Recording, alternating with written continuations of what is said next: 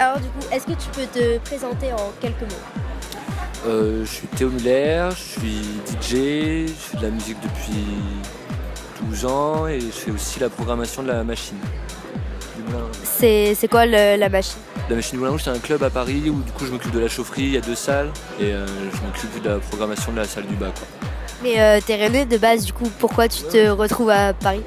Bah après quand t'as fini tes études, tu commences à bosser, tu vas faire des stages à Paris, c'est un peu tout le temps le même circuit, hein, on le ferait aussi je pense. Donc, ouais, tu commences à taffer. Là j'en ai un peu marre de Paris donc j'ai hâte de rentrer, mais il faut pour l'année prochaine.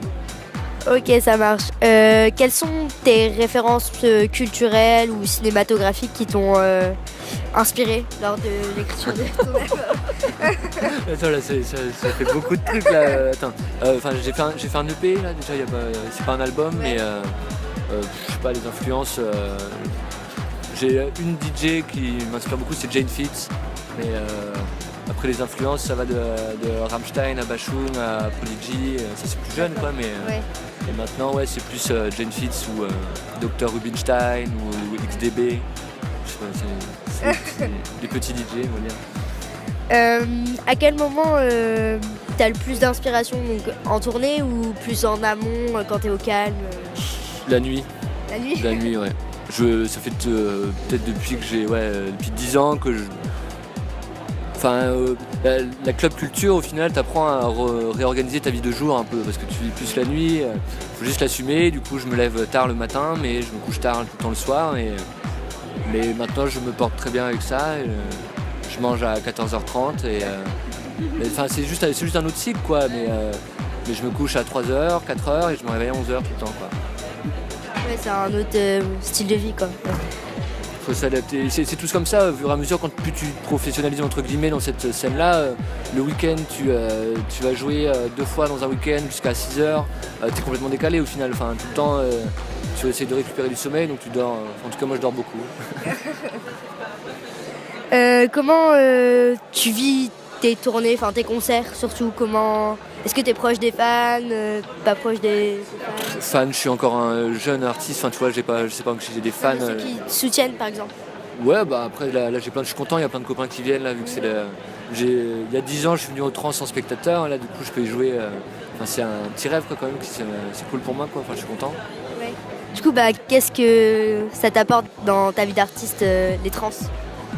Bah, de la visibilité, et puis là je vais jouer sur une scène où il y a 2500 personnes en face de toi, enfin c'est pas comme un petit club, hein, c'est plus gros quoi, donc ouais.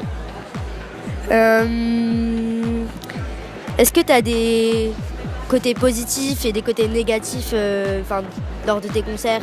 Qu'est-ce qui te saoule le plus? Moi ce qui me saoule le plus c'est que je joue des vinyles et souvent les installations vinyles sont pas nickel et du coup t'as du rumble ou des trucs, quand c'est un peu gênant quand t'arrives sur une grosse scène comme ça et que les vinyles ça saute et que t'as de reverb partout dans la salle, c'est un peu mon angoisse on va dire. Mais non après ça change. C'était quoi la question? C'est même plus si, qu'est-ce que ça les effets négatifs et les effets positifs. Ouais, les effets négatifs c'est le sommeil, puis des fois quand tu joues à droite à gauche le matin tu vas te prendre un train sans être lavé, rentrer chez toi en vrac, des fois c'est un peu. Sinon après c'est quand même un très beau métier, hein. Y a pas de. Du coup sinon qu'est-ce qui t'a poussé à commencer dans le monde de la musique? Mon père, ma famille qui était. Ouais. Mon père faisait de la batterie, du coup il m'a appris la batterie. Et tous les copains de mes parents ont toujours été ici la teuf et moi j'étais dans le berceau à côté. Ça a toujours été comme ça quoi. Même avec j'ai un pote d'enfance qui est venu là justement ce soir et c'était ça qu'on était toujours bercé avec une famille et des copains très musique et très cool, donc je pense que ça te. Ouais. D'accord. Et pourquoi en particulier la techno?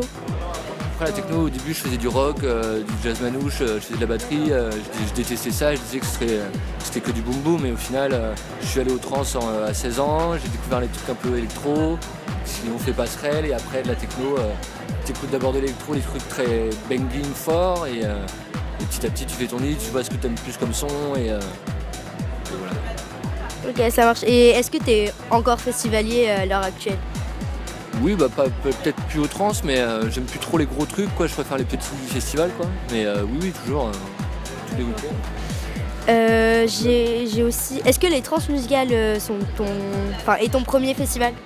Non, Enfin, j'ai gros déjà joué. festival. À ce point, peut-être, j'ai déjà joué en festival, mais c'était plus des petits festivals. Bah, si, Astropolis, ouais. Ouais, ou Échappe, je sais pas si c'était cet été, ça.